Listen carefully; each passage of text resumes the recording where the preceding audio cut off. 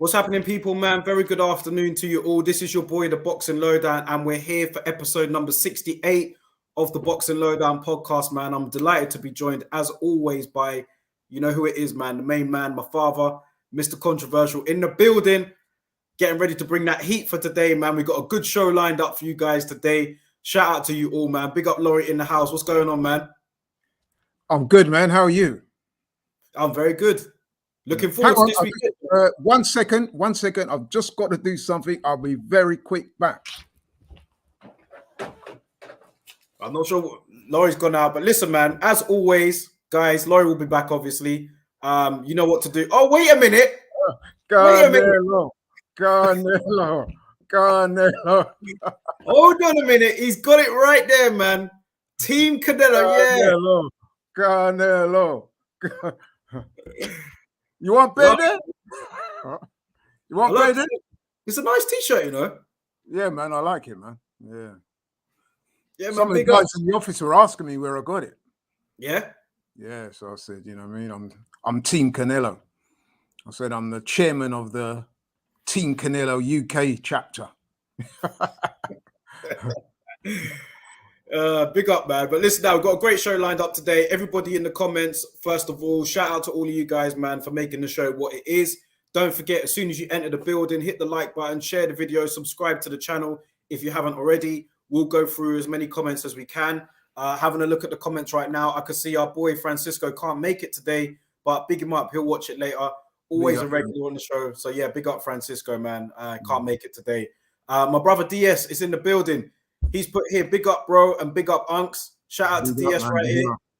He's put here, yes, he loves that Canelo shirt, man. You want better? You want better, yeah? Boy. No, I like it. I like it. Ian Hamilton's here. He's put, let's go. He likes the shirt as well. Listen, man, it looks good. It looks good on you, Laurie, man. You know what I mean? Big up. Well, yeah, let's talk some boxing, man. We got some good fights coming up this weekend. We'll start off with Chris Eubank Jr. and Liam Williams. That is going to be a very good fight. I'm really looking forward to that. And it kind of kicks off an active February and March, because I think we got fights nearly every weekend since then, up until the end of March. So, yeah, this is a great place to start, a great domestic dust-up, all British showdown. Do you know what I mean? It's going to be fiery. These two guys don't like each other. Chris Eubank Jr. and Liam Williams. Laurie, what's your thoughts on this fight before I get into mine? Big up Harvey, by the way. Big up Harvey. I must say I'm looking forward to this fight immensely. You can always tell when big fights are here, because I'm getting casuals hit me up on WhatsApp and stopping me and asking me who I think is going to win. So that's always a sign that a fight has captured public's imagination. And of course, I'm sure you would have seen, Daryl, they had the gloves are off in the week, and that only heightened the drama surrounding this fight, man. So I'm really looking forward to it. Did you like that? Some people didn't like that gloves, or some people thought it wasn't all that. Some people did. Like, did you enjoy it? Yeah, I did enjoy it, because it kind of gives you an insight into the characters, and you see the way they are amongst each other, and you get to see who's kind of winning the psychological battle, even though that doesn't always translate to who's going to do what in the ring. But it is a kind of interesting dynamic when you see the two guys there up close and personal, and, you know what I mean, they're firing insults at each other or snide remarks, and you see how they respond to it. Got to say, man, I thought Eubank, he won that little encounter. Whether he'll win it in the ring is another matter. I mean, when we spoke about this fight initially, some weeks back, I said to you that it's going to be a very tight fight. But Liam Williams being the home fighter, the fight is in Cardiff, I thought that might swing things his way. But I must admit, over the last couple of weeks, I've been impressed by Eubank. He seems like a man on a mission. I'm not saying that Williams doesn't, by the way. I'm just saying I've been very impressed with the way Eubank's handled it. He said himself out of his own mouth that he's mega motivated for this fight. Paraphrasing him, but that's what he's basically saying, that he's very, very motivated for this fight. And I kind of believe in what he's showing me, man. And I think it's going to be a great fight. Maybe cagey at times, may start off a bit cagey. but I think it will explode, and I think it's going to be a really good fight. I'm leaning towards Eubank. I think he might even get the stoppage late, because let's face it, he is a naturally bigger man. I mean, he's fought at super middleweight before, you know what I mean? And he's taller, bigger, he looks stronger. Williams might have the edge in power, believe it or not, but I see I see Eubank grinding out a late stoppage. So DS seems to say that here as well. He's got Eubank round 9 to 11. He even said here he can see Liam Williams is powerlifting. What do you reckon to that? You know what? I'm not hating on that. You know why? Because Williams is not going to want to quit of his own accord, but it could end up where he's been overpowered. So if you're the cornerman and you've got Liam Williams' best interests at heart, then it might be best to throw in the towel rather than allow him to take a beating. So yeah, I'll tell you what I think about this fight. Yeah, Ian, let me just go to the comments first of all. Ian Hamilton has said here, February is actually a very hot month. If the best Eubank turns up, it'll be bad for Williams. I agree, but Eubank can underestimate opponents. Williams will be lively in the first few rounds. IB says here, a comment said Eubank talking about real when he has fake tattooed hair. Yeah, I saw that on the gloves are off. That was funny when Liam Williams said he got fake hair and fake beard and all that. That was funny. Ash has said here, I really don't care about this fight. Maybe it's because I know that both of them will never be world class. Interesting. What I'll say about this fight, yeah, is this might, I don't know, this could come back to haunt me. And I'm not underestimating Liam Williams as a fighter at all, but I just think that this fight is kind of almost tailor-made for Eubank. Do you know what I mean? He's the bigger man. Liam Williams can be aggressive. That plays into Eubank's hands. If he's going to be effective, he's going to need to go on the inside, and that is where Eubank loves to have a fighter, because if they're going to be in any exchanges, Chris Eubank Jr. has got the much faster hands. He's going to be able to land quicker on Liam Williams than he would on him. The only thing I would say is that he's got Adam Booth in the corner now. We've seen the way to beat Eubank. You need to have a good jab. Grove showed it. Billy Joe Saunders showed it. So maybe that's what Liam Williams might have to do. But I just think that the crowd over there in Wales are going to really pump up Liam Williams. He might get drawn into something. And I just see that favouring Eubank. He's the better athlete. He's got quicker hands. He's a naturally bigger man. And I could see a stoppage as well. I'm not saying Liam Williams doesn't have a chance. I'm just saying I could see this kind of working in his favour if he is on his game. Yeah, you know what? I think that's a very good assessment. Maybe we should swap roles. You know what I mean? But yeah, I mean, what you said there is very accurate, very true. The fact that this fight is in Cardiff, which you would imagine would help Liam Williams, but it might also be a hindrance to him insofar as the onus is going to be on him to make the fight.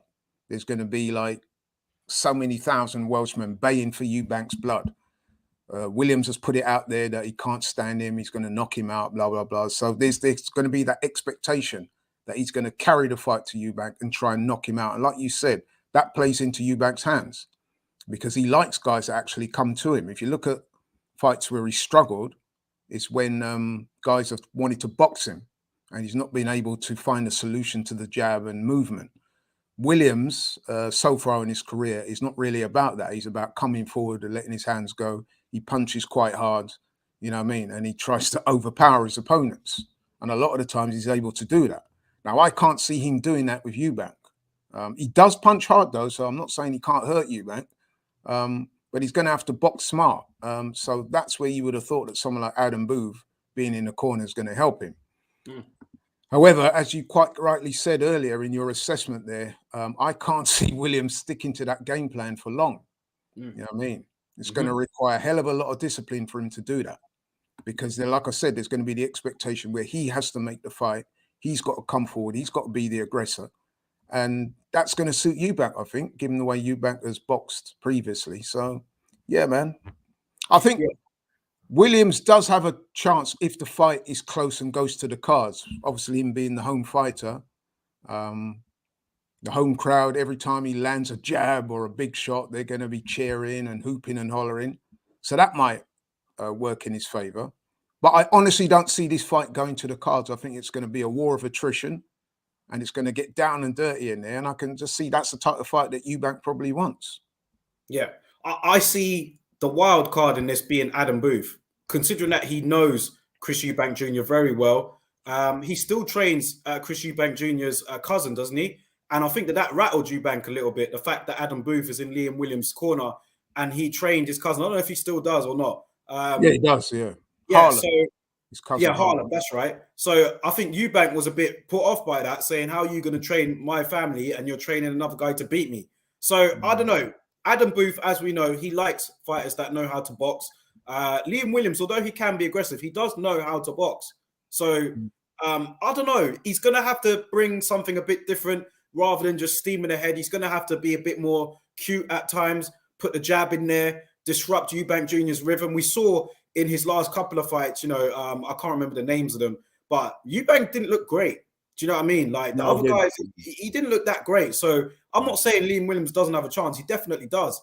But I just think that if he's aggressive, kind of gets in there, wants to mix it up with him, it just plays into Eubank's hands, man. That's just how I see it. No, yeah, agreed. Again, I agreed. Listen, like I said, man, Williams has talked that talk, isn't he? He's made it clear what he wants to do. So now the onus is on to go out and do it. What Eubank's got to do as the opposing fighter, man, is to feed off that energy and to try and make every mistake that Liam Williams makes, he capitalizes on it, and I think he's capable of doing that. Now, with regards to his previous fight against Marcus Morrison, I have to say he didn't look that good at all in that fight. But then having said that, it could be that that fight probably didn't motivate him that much. I'm looking at his body language. I'm listening to the things he says in the lead up to this fight. And it's clear to me that he's very, very motivated for this fight. And indeed, he said that. And I believe him. Because he knows that if he loses on Saturday, it's going to be hard for him to bounce back from that, hasn't it? So he needs this badly. They both do. Because if Liam Williams gets beaten, especially if he gets beaten badly, you have to say that's probably it for him at the top level, isn't it? So this is very much a crossroads fight for both guys. And it's a fan-friendly fight, man. I think it can't miss. I mean, I'm not saying the whole fight is going to be toe-to-toe and, you know what I mean, and like letting their hands go on each other for the whole duration of the fight. I don't think it's going to be like that. I think there will be cagey moments because you've got two guys in there that can punch. Although Eubank is not the biggest puncher, but you know what I'm saying? There's two guys who can hurt each other. But like I said, I can just see Eubank prevailing. I think he has a bit more in the minerals department than Liam Williams. That's not to disrespect Liam Williams, of course, because he also showed a lot of heart in his loss to Andrade. Got up off the floor a couple of times, came back to hurt Andrade a couple of times in that fight as well. So he'll be in there pitching right to the end. I just think that the size, the strength, and Eubank's sheer will prevail on the night. Yeah. Go to some comments here, Laurie. Asher said here, if Eubank Jr. doesn't do any rubbish Roy Jones Jr. impressions, he'll win it comfortably. Harvey has said here, where does Eubank Jr. go after this fight, win or lose? I know that Ash has replied to him there. He's saying the Billy Joe Saunders rematch, maybe. Davey Boy Green, big him up. He's put here, Eubank is the bookmaker's favorite. It's worth putting a fiver on Liam Williams, but I still think Eubank will win. What I'll say about Liam, I know I'm picking Eubank here, but what I'll say is Liam Williams, for me, I know styles make fights, Laurie, yeah? But against Demetrius Andrade, he's a better fighter than Chris Eubank. And like Liam Williams more than held his own. I know that they fight differently, but you know what I mean? I could see it probably being a bit more daunting going up against Andrade, considering that he's undefeated, he's a world champion, he had a great amateur career. He's very difficult to get the better of. He's a big, tall, long-range boxer that knows how to, box. Whereas Eubank got more of a chance of hitting him. He's probably not as big as Andrade, and he's got a different style where it probably favors Liam Williams more. So although I'm still picking Eubank, I think that Liam Williams can go into this, especially at home, with some confidence there. Like he probably earned a lot of experience from that Andrade fight and probably took something away from it, knowing that he had Andrade on the ropes a little bit. Do you know what I mean? In that fight at times, although he did lose it, he did do well in it. Yeah, you're right. But I would say I would disagree with you slightly. I think Eubanks could be a slightly more difficult position. And I'll tell you why, because he's bigger than Andrade. They're probably about the same height, but I think Eubank is a naturally bigger, stronger man than Andrade is. I mean, you have to remember, Yeah, I mean, don't forget, Eubank has had a couple of fights at super middle, and he didn't look out of his depth at super middle. He actually looked quite strong. Andrade's moved up there now as well, isn't he? Yeah. Yeah. I mean, so yeah, man. So you think you're looking at a naturally bigger, stronger man. I think also Eubank is a bit more aggressive than Andrade. Andrade tends to fight in spurts aggressively, so you let go of flurry, and then he's looking to move and slide out of there. Whereas Eubanks will tend to hold his feet more. He looks a bit stronger, a bit sturdier. So yeah, but you are right to make the comparison. Also, Andrade is southpaw, so that gives him maybe an edge in terms of awkwardness. But I do think that Eubank is a bigger, stronger, solid, more sturdier guy. Got a great chin. Power is probably about the same. He's got a very good chin as well. And yeah, this is it. Yeah, very sturdy, very resilient. And he seems to like these war of attrition, doesn't he, Eubank? Some of his better performances have been like that. And let's not forget that long before Canelo, Chris Eubank went into the Lions Den, man, and stopped our friend. Yeah. No, I'm talking about Avni Yildirim. Oh, okay, yeah. In that Super 6 tournament. And that was when Avni Yildirim was considered quite useful. And Eubank went into his backyard and KO'd him in 3 rounds. 1-punch knockout. That was one of his more impressive victories, actually. Because at the time, I remember people saying that could be a difficult fight for Eubank, because apparently Avni Yildirim had gained a bit of a reputation in sparring. I think there was rumors going around before that time that he'd got the better of James DeGale, or he broke his jaw or something, or knocked out his teeth, something like that. And people were saying that, Eubank going into the Lions Den, but Eubank beat him comfortably. He was brilliant that night. And like I said, that Nick Blackwell fight as well. Yeah, the Nick Blackwell fight, I remember that. He was the strong favorite in that fight, but still, like you said, like how you've described it to me, it was like walking into a bear pit. It was. Saunders and Fury were there. The crowd. If you guys can't remember that fight, go back and watch it and just remember how it looked for Eubank in there. The crowd, everybody was against Eubank that night. And he, we saw what he did to Blackwell on that night. So I said he likes the war of attrition. Similarly, when he fought Spike O'Sullivan.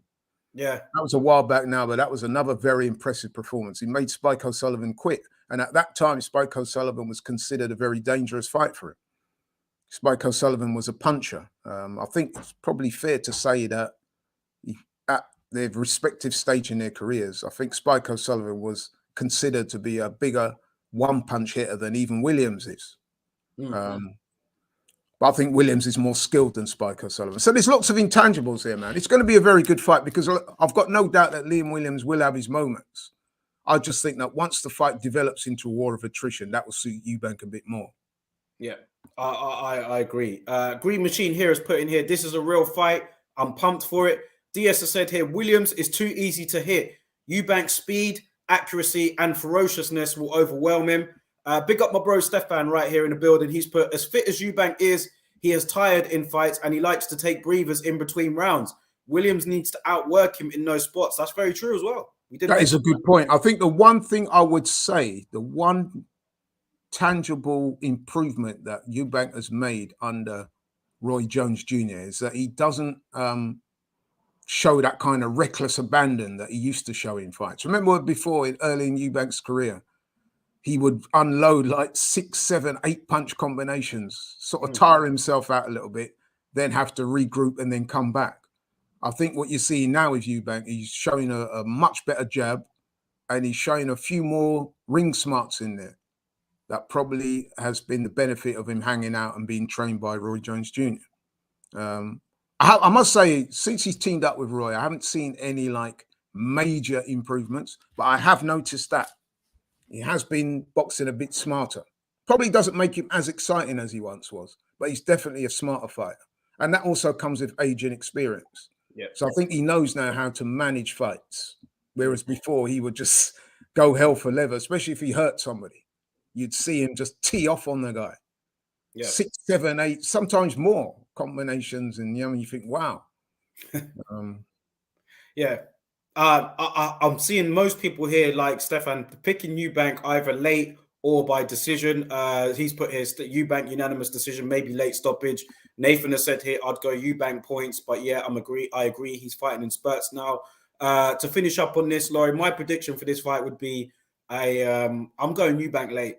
I think he might stop Liam Williams late in an up and down battle. I think that, like you said, when Eubank does take a breather, Williams will have his moments. The crowd are going to get him up for it. But I think as it goes later on, I could just see maybe Eubank just getting a late stoppage. And like, I don't want to disrespect Liam Williams. I do like him. I think he's a good fighter, but I'm going Eubank late. That's just what my intuition is telling me. Yeah, I agree. I think that, as I said before, I expect Williams to do well. He will have his moments. He will win rounds. If he can utilize the jab and use some side-to-side movement, he'll have an even better chance. So I think he definitely will win some rounds there. However, I just think that at some point, man, this fight will develop into a bit of a war of attrition. And I think that's more suited to Eubank being the bigger, heavier, stronger man. And you also got to say to yourself as well that Liam Williams, he is a good fighter, but we also have to be brutally honest and say that when he's gone down to the wire in previous fights against world-class opponents, namely Demetrius Andrade, then he had the 2 fights with Liam Smith, he came up short.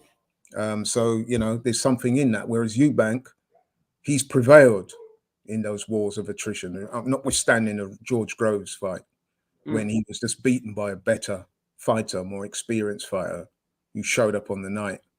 And then he was beaten by Billy Joe Saunders when he just simply didn't get, he waited too long to get started. He might have froze a little bit in that fight, to be honest, especially early. He didn't let his hands go. Yeah.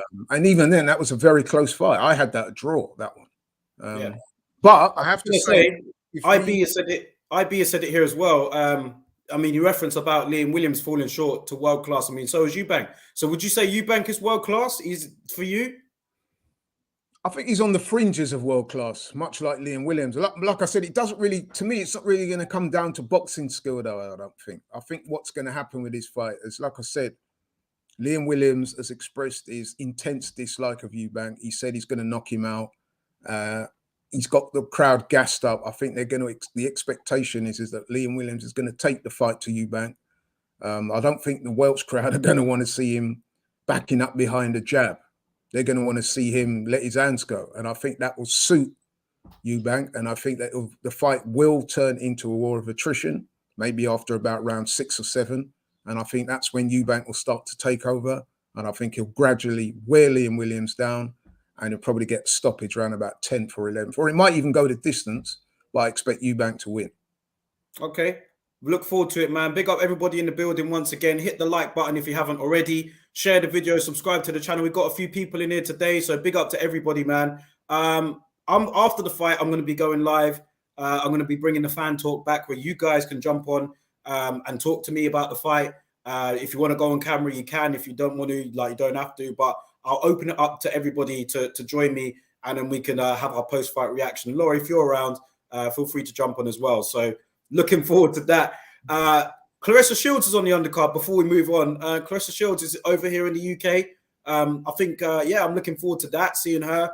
Hopefully they'll build up that fight with her and Savannah Marshall. Maybe that will get confirmed on the night. That would be very good if it does.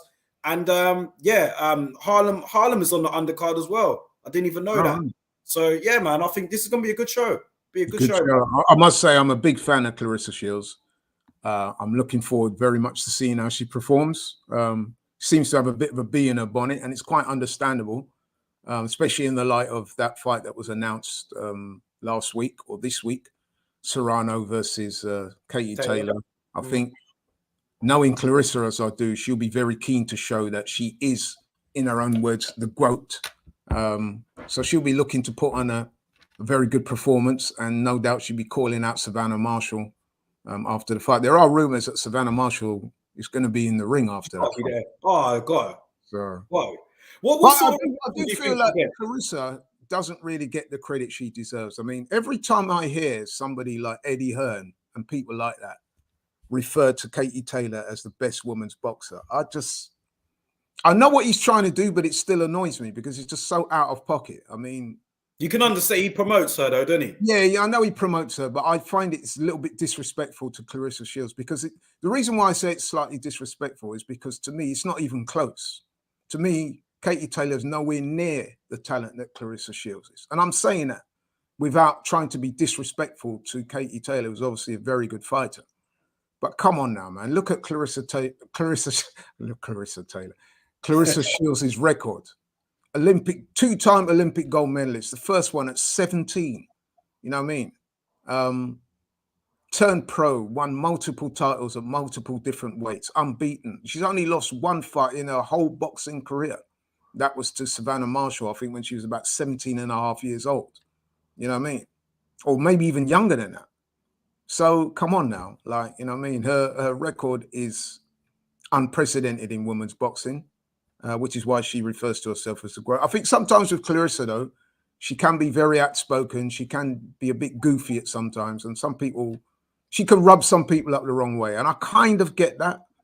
But I just think that she's out there just trying to troll, trying to get her name out there. She's got her own inimitable style of doing it. Whereas someone like Katie Taylor is a lot more reserved, a lot more humble, a lot more modest. And some people would prefer that. Hey, I get that. You know what I mean? But come on now, in terms of boxing achievements, and again, it's not to denigrate Katie Taylor, but to me, Clarissa Shields on a whole different level to it. Well, that's what IB's kind of referring to here. He said, I think Eddie Hearn labels Taylor as the GOAT because of her popularity and because of the popularity she's apparently brought to women's boxing. So it's outside of the ring as well as inside of the ring. What sort of reception do you think Clarissa Shields will get on Saturday? I think she'll get a decent reception. Yeah, I think she'll get a decent reception. I think a lot of people will be keen to see how she gets on. I mean, her opponent, Eva Kosmin, I think, is a decent fighter. This is not somebody that's just, you know, I mean, just turn up, get paid, and, you know, look for a soft spot on the floor. Her challenger is coming there to win. Well, that's what she said anyway. So it should be a decent fight while it lasts. Actually, that's one thing that some people said Clarissa falls short in, is that she's not very powerful. She doesn't have a lot of stoppages on her record. But then again, most women's boxers don't get many stoppages, especially with the 2-minute rounds. But we'll see, man. I mean, even though she's not been knocking a lot of girls out and stopping them, man, she pretty much washes all her opponents. Have you ever seen her in a close fight? I haven't. No, she was dropped though, weren't she? Completely like outclasses 99. Who dropped her? She got. I think it was a flash knockdown, but then even then she got off the floor and proceeded to dominate not just the rest of that round, but the rest of the fight. So none of her fights have even been close. You know what I mean? So you could see why she holds herself with that kind of lofty opinion of herself, man. Yeah, because I'm looking for them to get close to it. I'm looking. So wait. So before we go, so with you saying that, I'm guessing from what you're telling me about Clarissa Shields, you don't think this Savannah Marshall fight is going to be close? I think Savannah Marshall has a puncher's chance because she's universally recognized in women's boxing as one of the pound-for-pound hardest punchers in women's boxing. And you know boxing, man. All it takes is one punch in the right place, and all plans can go up in smoke. We've seen it many, many times before. But I have to say, in terms of boxing skill, man, there is a significant difference in ability between the two that I've seen anyway. So if it goes to points, I can't see Savannah Marshall doing anything with Clarissa. I think the only way she's going to beat her is by knocking her out or stopping her or something like that, or multiple knockdowns. But other than that, man, I think Clarissa washes her as well. Big Lewis said here, Bam Gardner would school Katie Taylor. Yeah, I mean, she's got this fight coming up with Amanda Serrano, and a lot of people are favoring Serrano to beat her. I would say there's a few girls around at the moment that would beat Katie Taylor. I get the hype with that fight, but I'm not as hyped up about that fight as a lot of people are, because I think that Katie Taylor is by some way past her best. I think she's already been beaten a couple of times, and she's not looked good in a couple of her recent fights. I have to say, I know it's against the grain somewhat, but for me anyway, the Clarissa Shields Savannah Marshall fight is a much more attractive proposition to me than the Amanda Serrano Katie Taylor fight. I mean, I will watch it, but I'm just being truthful, man. that fight does not appeal to me anywhere near as much as the Clarissa Shields, Savannah Marshall fight, for a number of reasons. Yeah, I think Grudge match. I think I'll look forward to Shields. Marshall, I think, is more competitive as well. I think at this stage, I'm not disrespecting Katie Taylor, but I just think she's out of her prime a little bit. Yeah. So that's why I'll just see, with it being in New York as well, Amanda Serrano. I know Katie Taylor will have a lot of Irish fans there, but it's basically home for Amanda Serrano. She'll have a lot of Puerto Rican fans there as well. So I think that the event will be bigger over there. That will be the bigger event. But I mean, yeah, exactly. It's good for women's boxing. Look, there are some very good women's boxers, not just Katie Taylor, Amanda Serrano, and Clarissa Shields. You've got Michaela Mayer, you've got Sandy Ryan, you've got Chantal Cameron, you've got Alicia Baumgartner, is it? There's a number of women fighters, man, that are very skilled, punch hard, you know what I mean, very committed. So, yeah, it's a great time for women's boxing. IB has said here, Laurie and Daryl, who wins, you or Katie Taylor in a hypothetical street fight? I wouldn't fight Katie Taylor. That's she's too much. She wouldn't fight, man. She's not a fighter like that. She just in the ring does her business, gets out. She's not a fighter like that. Plus, she probably would be good in a street fight because she's so good in the ring. Yeah, someone like Katie Taylor is very athletically gifted. I don't know if you know Daryl, but she used to play football at a very high level as well. Yeah, I know that. Republic of Ireland. And I once, it's on YouTube, seeing her scoring a long-range effort. Go on YouTube after and you'll see it, man. She scored a goal. I forget who it was against. For Ireland. It was a long-range shot, a proper worldie. And when you see that, you think to yourself, this girl is very naturally, athletically gifted. So IB said here, you've also got Shannon Courtney. Don't forget about her.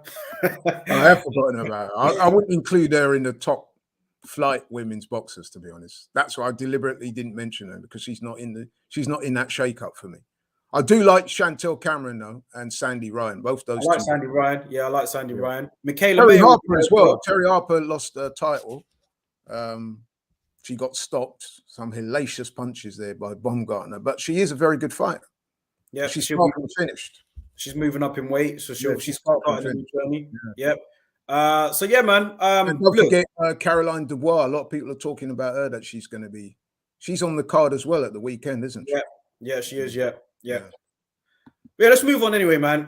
Because we do have action across the pond as well. Your boy Keith, one-time Thurman, makes his return to the ring. He'll be taking on Mario Barrios. You've been on a duck, me son. This will be live on Fight TV for all of you that are wondering. So we are able to watch it over here in UK. It is on Fight TV. I think it will be about 15 odd quid or something to watch.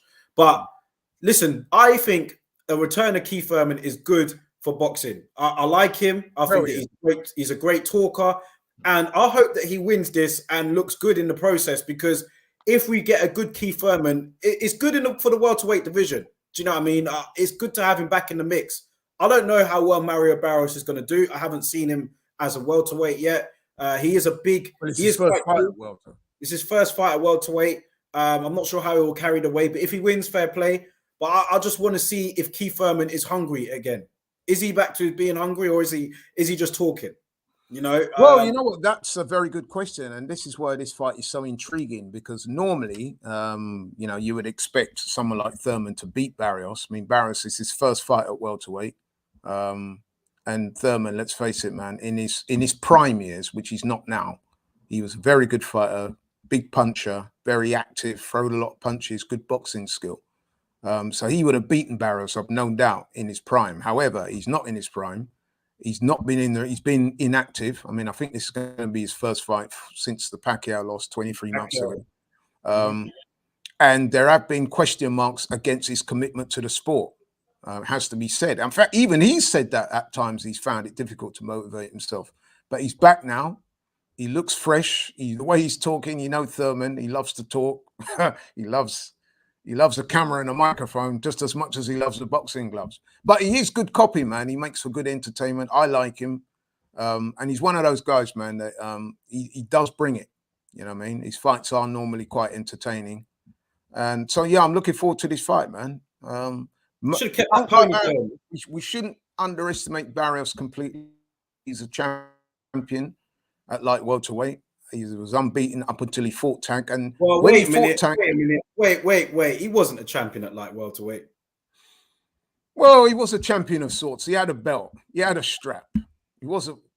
I mean, listen, man. He wasn't a world champion per se, but he had a belt. So I guess you have to say that he was a champion of sorts. But regardless of that, he was unbeaten before Tank. He was looking good, and in that fight, I have to say, a lot of people had him up before he got stopped in that fight by some ruthless punches by Tank. And Tank can hit. You know what I mean? Tank probably hits as hard as Thurman. It's the thing with Thurman, like on the way up in his career, he was knocking everybody out. He was called one time, you know what I mean? Like I said, he was just great. It was great to promote. He would have been a promoter's dream, Thurman, at the time. Do you know what I mean? Because he was knocking people out. He was talking very well. But as the level of competition got better, the knockout started to slow down a bit. And one weakness with Keith Thurman is the body. So I'm sure Barrios will have seen this. Like there have been many times where Keith Thurman has been touched to the body, and he's shown the pain. He hasn't even been able to keep a poker face. So if I'm Barrios, I'm working that body, man. Keith Thurman's been out of the ring for 2 years. You know, we don't know what his commitment's like.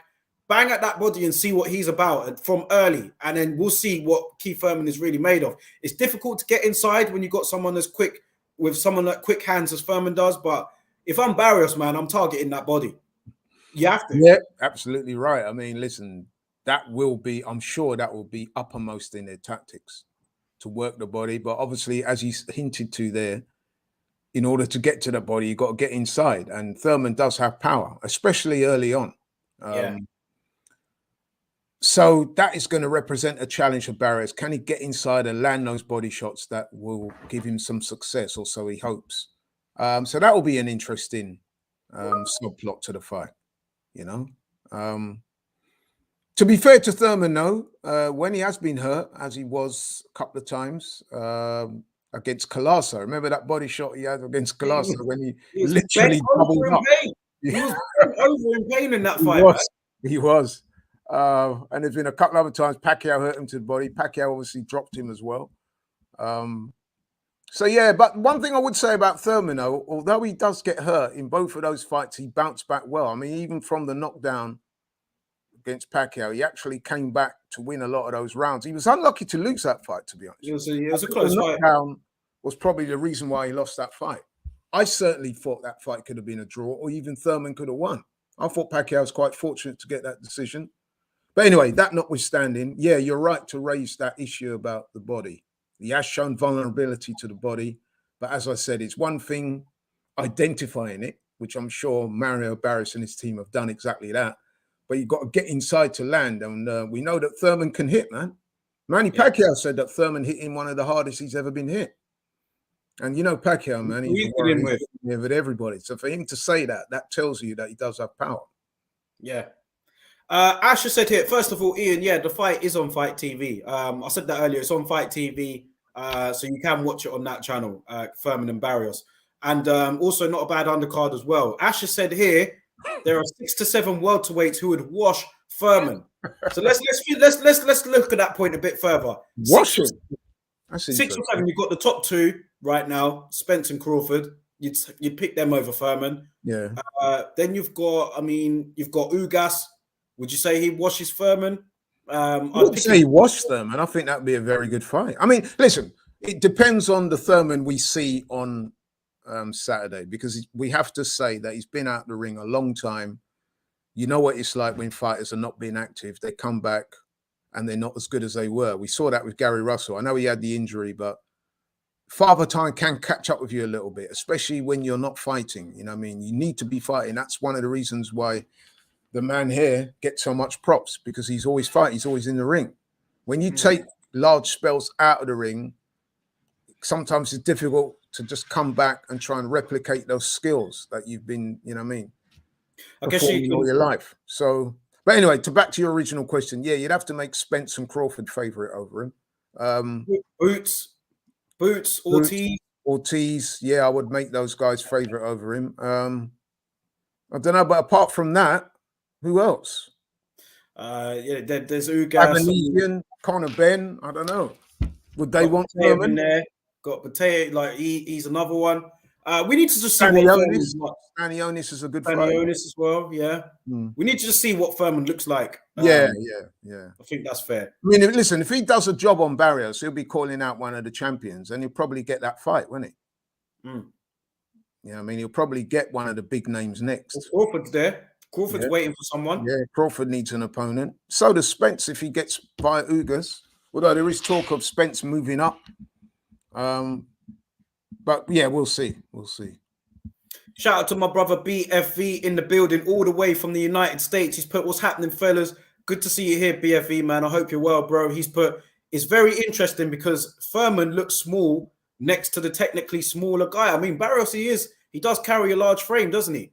So he should carry the weight well. Yeah, you would have thought so. But the only thing I would say about that, it's his first fight at the weight. It's all right, like coming up. But sometimes you need a little time to acclimatize to the weight. I mean, look at Usyk, for example. Remember when he moved up to heavyweight, his first couple of fights, he didn't look that good. Yeah. In fact, he looked pretty ordinary, didn't he? But by the third fight, he'd obviously put on a bit more muscle and he got a bit more used to carrying the extra weight around. And you saw against Joshua, he looked a very legit heavyweight indeed. So that's how it tends to happen. Normally when guys step up in weight, they don't go after a big name straight away. Normally, they tend to, you know what I mean, have a fight to just dip their toe in the water at the new weight, see how it goes. I mean, get used to the opponents being a bit bigger, stronger, hitting harder, being a bit more resilient. But fair play to Barrios, he's gone straight in there, man. You know what I mean? He obviously thinks that he can beat Thurman. Yeah. Not to mention it's a high-profile fight, and I would imagine a very good payday for him as well. But even so, it does represent a risk because if he gets washed by Thurman and gets knocked out, that's going to set his career back some way because that would be 2 stoppages on the bounce. So he's taking risks as well. So should be a good fight, man. I'm looking forward to it. Good weekend of boxing this weekend.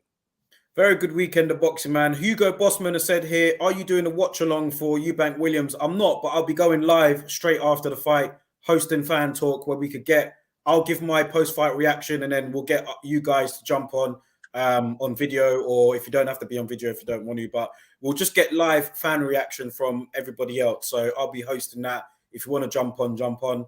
So yeah, man, hit the subscribe button if you haven't already and hit the bell so you can get the notifications. And yeah, you'll get a notification when I go live. So make sure you guys do that. Shout out to everybody in the building, man. We've got quite a few people in here. Laurie, your final prediction here for Thurman and Barrios before we move on. I'm going another late stoppage. Thurman going to have to come through some uncomfortable moments. Bit like Eubank Williams. He might lose a few rounds early. I would imagine Barrios is going to come out the gate trying to establish a jab movement. He's going to be busy. Might be a little quicker because he's coming up from a lower weight class. So he might get his punches off a bit quicker and throw a bit more. You know what I mean? So I think Thurman's going to have to figure him out. I don't think it's going to be one of those where Thurman's just going to walk across the ring and walk through him. I think he's going to have to figure this guy out. And like I said, he might lose a few rounds early. But I think as the fight goes on, I think Thurman, with his greater power and size and stuff. When I say size, I mean strength. I don't mean height. And I would imagine he'll probably, mind you, Thurman hasn't had a stoppage for a long time, has he? Well, I was about to say, I'm saying exactly what DS has said here. I'm going Thurman on points, and I think it could be close as well because I don't know what Keith Thurman's going to show up, and I don't think I think it's points. Thurman on points. Apparently, the word is on the street is that he's been looking very sharp in training. So, listen, I'm sure he's very motivated for this fight because Thurman will know if he loses on Saturday, that's it, innit? He's done. You know what I mean? He can fight on, maybe get a fight with Adrian Broner, but he's finished at the top level if he does not win. So I think that extra bit of motivation will probably be enough to see him get the win. But I don't expect it to be easier. But I am going for Thurman. Late stoppage. Going for Thurman. Hasn't had a stoppage in a while, so I'm going for Thurman late stoppage.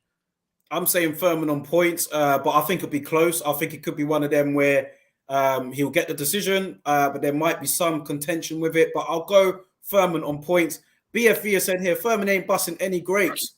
He say that he's not that guy, that he's not the one time like he used to be, is what he's basically saying. And we haven't seen it. when he No, stepped but up. you know what it is as well, though. You have to understand that when these guys, right, they start off their careers, the opposition they're facing as they get longer into their career, the opponents get better and they're stronger, more resilient, better chins. So I think a lot of fighters, the stoppages start to tail off after a certain period simply because they're fighting better guys. You've seen that with Errol Spence. You know what I mean? He's not stopping anyone now, whereas before, most of his fights previously, he was stopping everyone. The only person out there really that seems to have improved his KO percentage as he gets older is Terence Crawford, which he's on my pound for pound number one. I mean, since he moved up to welterweight, all his fights have ended in stoppage, all of them, including when he won the title against Jeff Horn. So phenomenal. Yeah. I'm looking forward to this weekend, man. Like I said, 2 great shows. Really looking forward to them. Great to have boxing back on the TV.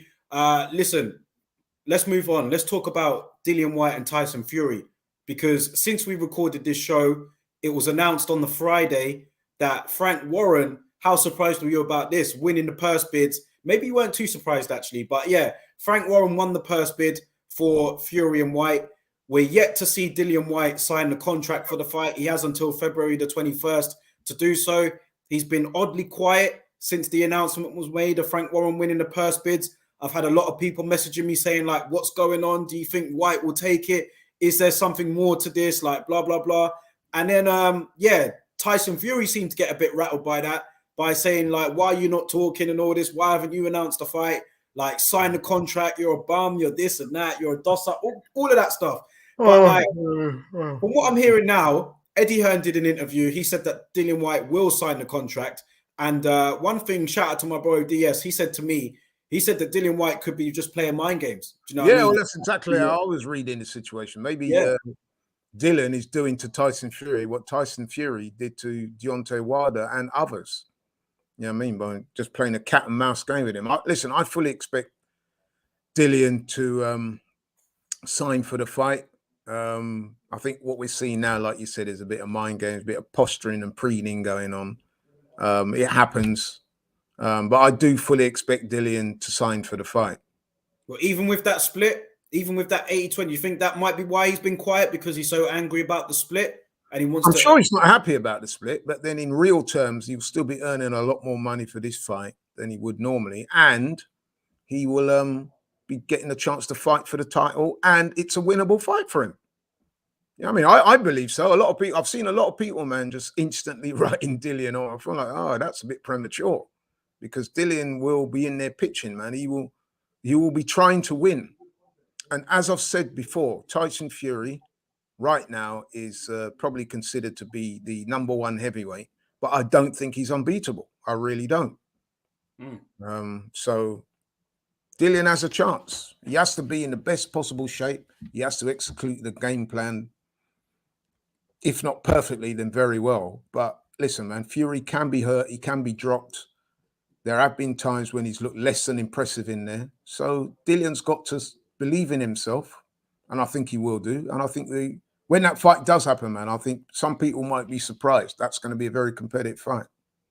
What do you make of Frank Warren? And obviously, I'm sure he definitely had some help with that bid. But what do you make of him winning the bid? Was you surprised, or I was somewhat surprised. But then, you know, he's probably got some back in there, linking up with Bob Arum and 1 or 2 other people. So it is what it is, man. He's won it, and let's hope the fight goes ahead now. We want to put all the boxing politics to one side, get the fighters to get in there and do their thing. This is what happens in this. Again, I've got to bring this up. This is why my friends always talk about the difference between UFC and boxing. If this was a UFC, it would have been made like that. Dana White would have said, right, you are fighting you. I mean, this is the date, get on with it. You know what I mean? But boxing, you get all the politics, all the shenanigans, the egos get involved and all the rest of it. And the sum result is the fight, you know what I mean, just gets delayed and delayed and delayed. And that's why people like me and you sort of like roll our eyes over in our head and think, come on, get it together, you know? Yeah. I've got optimism that it will happen, because at the end of the day, man, he's got every right to feel upset about that purse split, sorry. He still will earn a lot of money, but when you consider the split of that purse, Dillian Whyte does deserve more.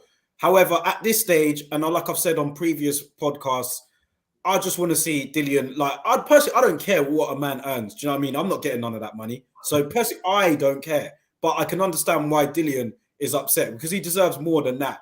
And I'm just saying to myself now, as I said previously, you've just got to go for it at this point, man. Do you know what I mean? You can feel slighted about it, but it's happened in the past to other fighters where they feel they've deserved more. They've been the B side, but therefore, you know what? I know I'm going to beat this guy, and when I do beat him, I'll be the A side. I'll be in control, and maybe it's just something you just gotta just write off and just say, look, let me just take the lower end this time round, and then I'll beat him, and then I'll be holding all the cards next time. We've seen Mayweather do it in the past. We've seen other fighters do it in the past, and it has worked out for them. So, yeah, if Dillian Whyte is really that confident of beating Fury like he says he is, maybe he should just do it. Do you know what I mean? Because you're not going to get back into the position. There's no point working your way up as a mandatory, then turning it down, and then having to be in the queue again. It don't make sense.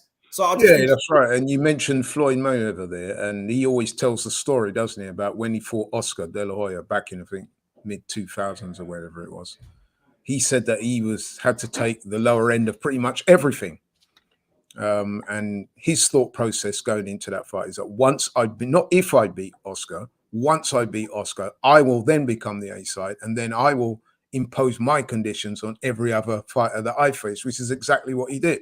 So I think Dillian has to adopt a similar mindset and say, look, you know what I mean? I've been short by these guys, but once I beat Fury, I'm going to be the one calling the shots.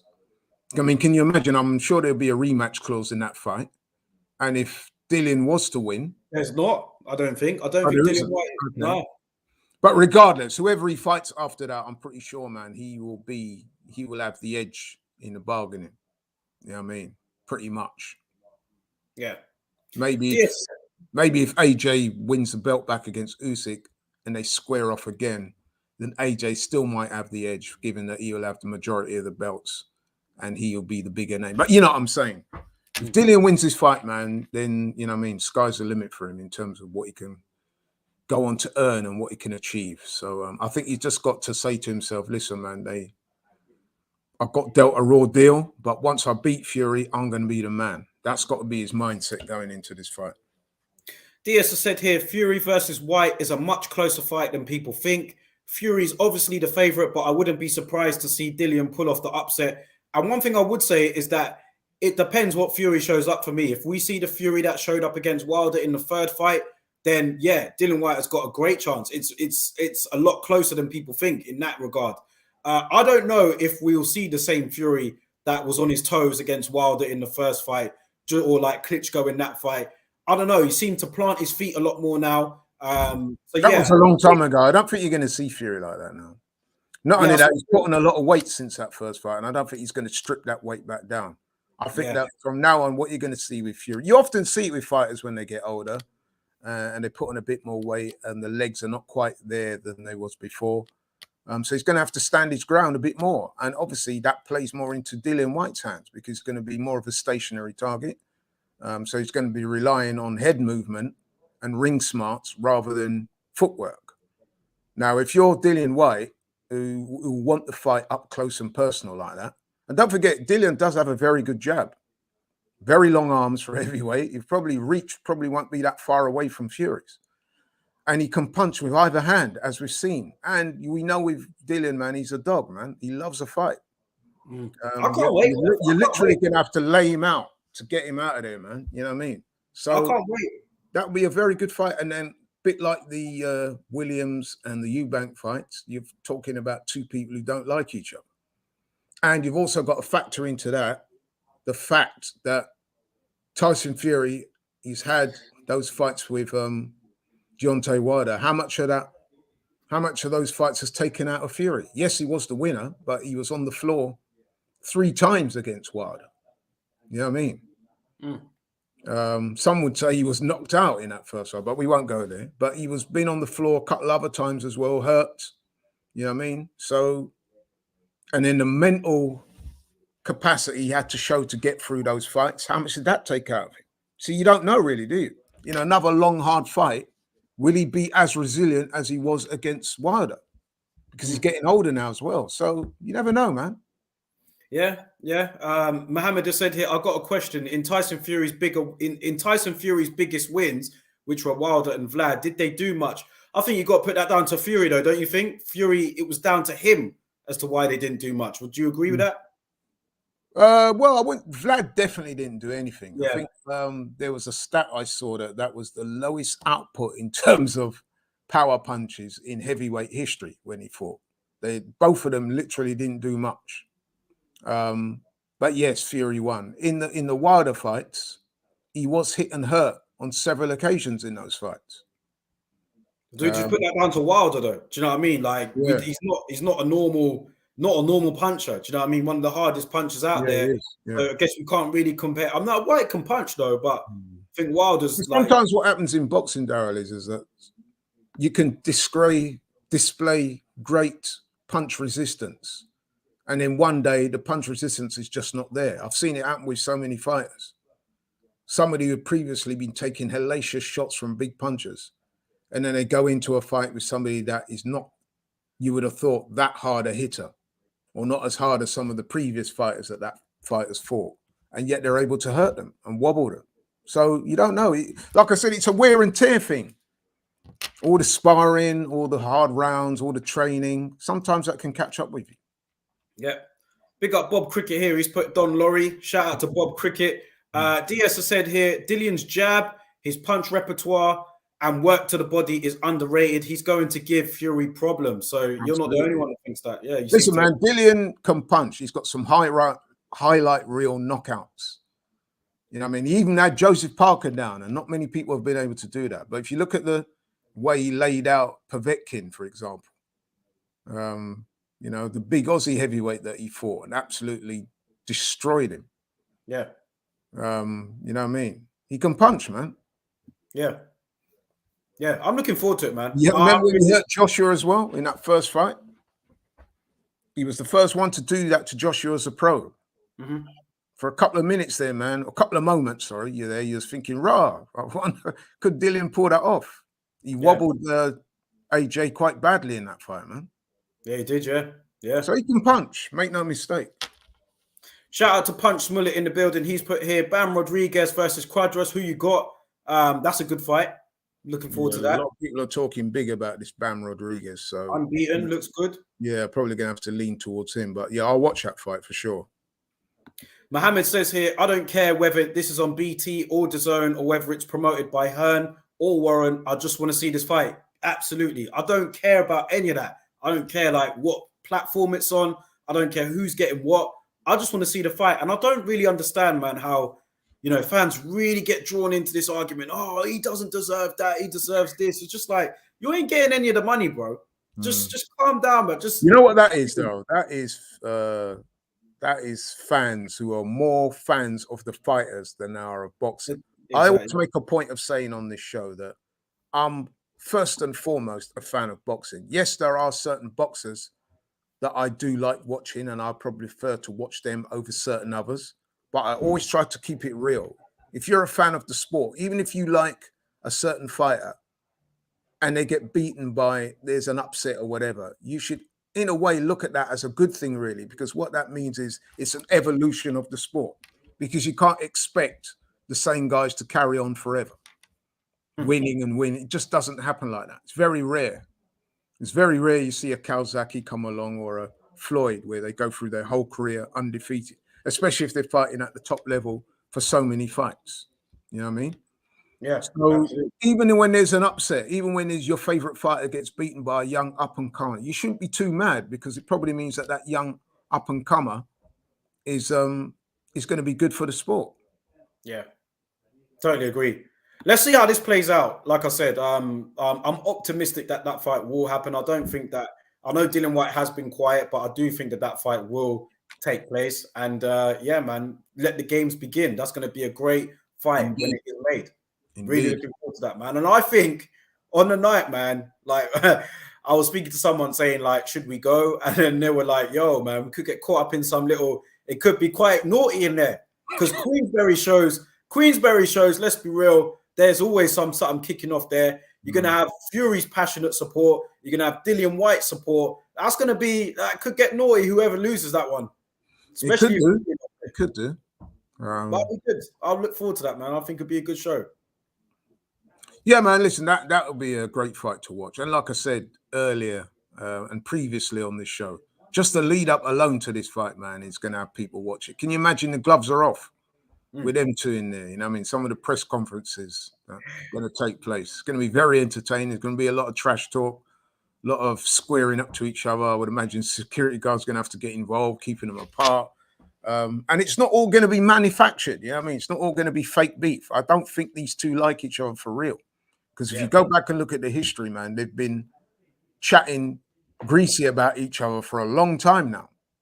You know what I mean? A long time. I've heard both of them insult each other going back a long time now. So there's a lot of that energy in the air, man.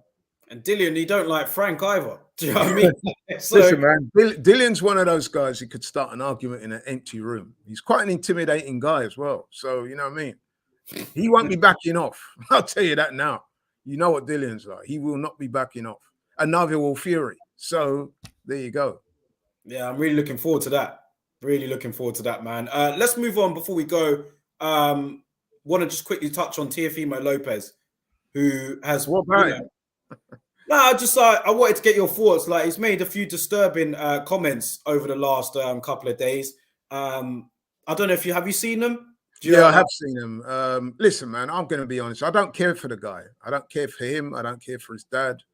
I think they're very, they're just wrong uns, man. You know what I mean? They're just not. If the guy's got some kind of mental issue, then get some help. Stay off. How about staying off social media and then continue to embarrassing yourself in this way?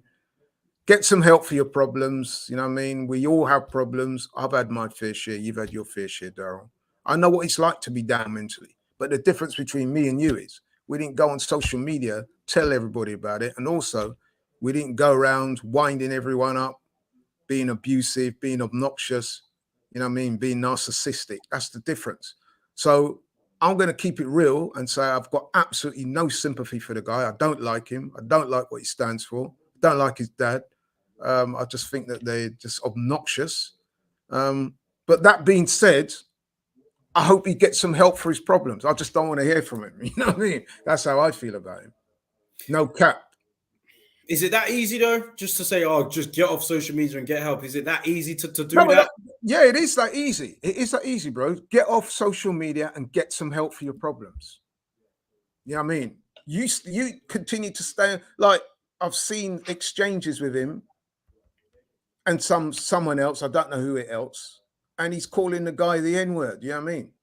On Twitter. These things are not acceptable. When's he going to understand that? I don't care what problems you got. You can't go around talking to people like that. And this is what I'm saying. This is an example of why I've got no sympathy or empathy with him. You know what I mean? I don't necessarily wish ill of him, but I've got no sympathy for him. And I'm saying what he needs to do is get off social media as of right now. Get some help for your problems. Put in a call to a therapist, a psychologist, whatever. Sort yourself out. Forget about boxing for a while because clearly your head's not in the right place. Sort yourself out. Hopefully come back a better man. Hopefully he can resume his career. But until then, man, I just don't want to hear about the guy because he's, like I said, he's obnoxious. Nathan has said here, Lopez is rumored to be potentially facing Barboza Jr. next at 140. It's a good fight if it happens. How do you think his career at 140 would go? I mean, like, there are some good Not very well. You don't think so? Well, no, listen, man, there's some killers at that weight. You know what I mean? Better fighters than George Kambosos, I have to say, at 140. Look at Josh Taylor and people like that. Regis Prograis. You know what I mean? There's some killers at 140, bro. You know what I mean? Tanks thinking of moving up there. You know what I mean? Listen, man. There's some killers at that weight. Devin Haney's probably going to move up to 140 soon as well. I think so. Listen, man, if he's going to 140 thinking it's going to be a light touch or a lighter touch, he's mistaken. I mean, you saw what Kambosos did to Teofimo. Can you imagine what Josh Taylor would do? Oh, gosh. Yeah. Josh Taylor would absolutely trounce him, man. You know what I mean? And it wouldn't be fun to watch because one thing about Josh Taylor, as you know, he's a very spiteful individual, man. You know what I mean? And he would enjoy torturing Teofimo Lopez. He's a bigger, stronger, better skilled fighter. Hits harder than Teofimo. He would wipe the floor with him. And he would enjoy doing that as well. Yeah, because he's said a few thirds about him already. Yeah. So he needs to forget about. Listen, it would appear to me, from what I've seen this week on social media, some of his own tweets where he's sort of talking critically about maybe ending his life and stuff like that. That's what I mean, yeah. That sounds to me, when you're in that ballpark where you're talking about ending your own life, that's serious, bro. That's not to be taken lightly. So that's what I'm saying. He needs to get off social media and get help for his problems. Yeah. You know what I mean? I mean, I don't know if you're aware, there was a story that broke this week, not a boxer. It was a former American beauty queen. I think she won Miss America or something like that. She jumped to her death. She jumped off some building. A lot of people around her saying they didn't have any idea she was that bad. That's what I'm saying. Mental health is no joke. So when I hear people like him and Ryan Garcia and one or two others just seemingly making light of their problems about mental health, going on Twitter and telling the whole world about it, I'm not really that impressed. If you've got a problem, bro, get help for your problem. Stay off social media. It's absolutely the wrong place to be if you got problems in that area. I agree. Yeah, I agree.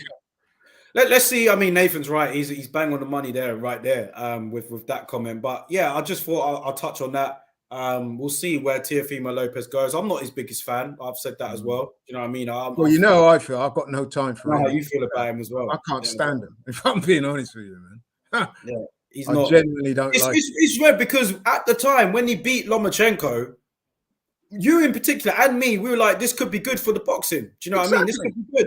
And I alluded to it earlier when I said about boxing that, you know, sometimes when there's an upset, you shouldn't be too mad because you're thinking this is the sport naturally evolving. So when he beat Lomachenko, I was looking at it like, rah, this guy's going to be a star.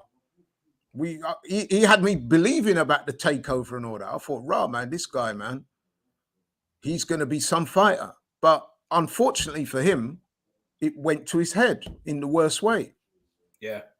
You know what I mean? By the time that fight with Kambosos came around, Daryl, I was literally praying that Kambosos would beat him. You heard me on here, didn't you? Yeah, I did. You know what I mean? And it's a similar type of thing with Ryan Garcia. He's another one. I don't check for guys like that. You know what I mean? You're talking about you've got problems with mental health and you're on social media. And then they're not just on social media, but they're disrespecting other people who are trying to fight and who are trying to make their names and are trying to do it the right way. And then you're on social media disrespecting them. But yet you're telling us you've got mental health problems. What is it, man? It's one of the fastest downfalls in boxing I can remember in terms of Teofimo Lopez, because at the time when he did fight Kambosos, a lot of people were really praying for a Kambosos win because of how Teofimo Lopez has acted in between, you know, beating Lomachenko and fighting Kambosos. Do you know what I mean? I was one of them as well. Yeah. So Diaz said here, well said, Laurie. He agrees with what you said there. Big up Davek Penyong. He said, nowadays, everybody seems to have mental health problems. And Nathan has said getting off social media would surely help. That's the first start to it. No, but you know, to go back to that point that our friend raised there about everybody seems to have mental problems, I think it's no different. It's just that there's social media around and people letting everyone else know their problems. If you think about it, we've all got problems. I went through a period of depression after I lost my daughter, Daryl's sister. So, you know what I mean? I'm putting that out there. You know what I mean? There were times when I felt really low. The difference was, Daryl, I didn't go on social media and start making a pest of myself, calling people out, abusing them, being obnoxious and stuff like that. I just got my head down, kept myself to myself, tried to get help for it, spoke to people. Slowly but surely, I was able to lift myself out of it. There are days, even now, when I have some bad days. You know what I mean? And listen, my situation is not unique. Everybody out there has problems like this. So I'm not going to pretend for 1 minute that I'm, you know what I mean, but because I seemingly came through it, I achieved what other people didn't do. I've spoken to loads of other people who have gone through similar things, some people even worse than what I went through. But you know what was consistent about all of those people that I spoke to? None of them were on social media making an ass of themselves every day. That's the difference. So that's what I said. The first thing he needs to do, get off social media. Close down your account for a while. It's not the end of the world. And concentrate on your mental health and getting your life right. We don't know what he's got going on. We've heard that there's issues around his family, his wife, and one or two other things. Fix that, and then you can come back later on and resume your career and all the rest of it. But until then, sort yourself out. Well said. We'll see how that goes, man. Totally agree with what you said there. Going through some comments here before we lock it off for today.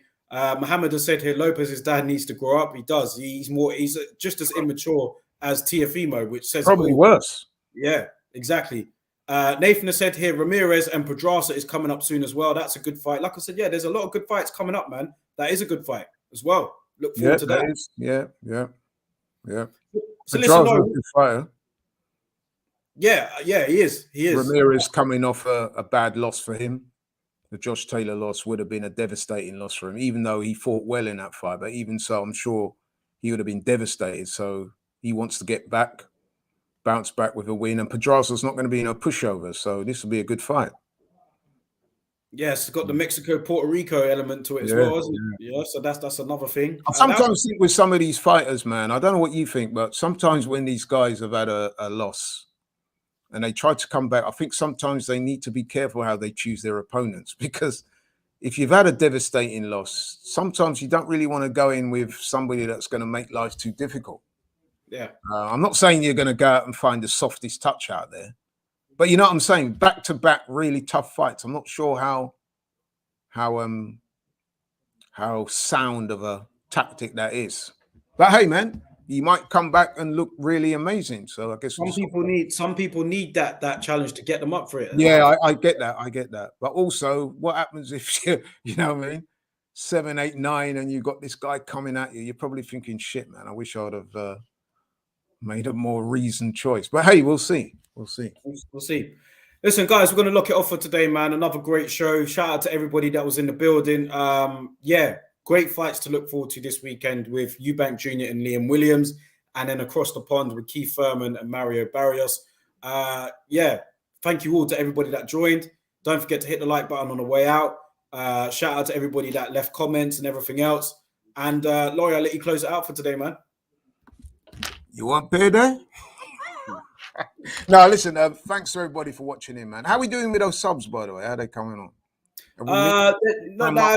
It's been a slow week. But you know what? It's me. I need to put out more content. I'll put my hands up and say, because I had a talk with Shane today, actually, and he was saying, like, just put out more videos. Did you get a word in?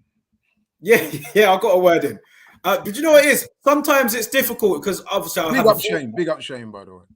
This ain't an excuse, but like, you know, when you're working, you've got a full-time job, then I have another job, and then like I do other things as well outside of this with the events and stuff. So sometimes it's hard for me to just drop a video according to the YouTube algorithms. I can't always just drop it just like that.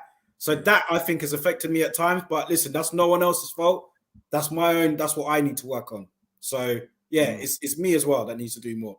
I reckon probably as well after the fight at the weekend, because now boxing's starting to pick up in this country again. We're just starting to have some more fights. So once we do the after fight stuff on Saturday, I think that's another opportunity for you to achieve that landmark. But just to say, because I've got to go myself, I'm on another watch along later, actually, the AFCON game between Cameroon and Egypt. We're covering that in the studio. So listen, man, thanks to everybody. First, thanks of all for you to Daryl for allowing me to come on and indulge my passion. Thanks to everybody out there watching, man. Like, share, subscribe. Keep yourselves healthy, well, and COVID-free. If you do have COVID, wishing you a speedy recovery. I'm out. See you next week. Actually, no. Hopefully, I'll see you after the fight on Saturday. Well, I'm sure we'll have lots more to talk about once again. Big up to everybody, man. Peace out.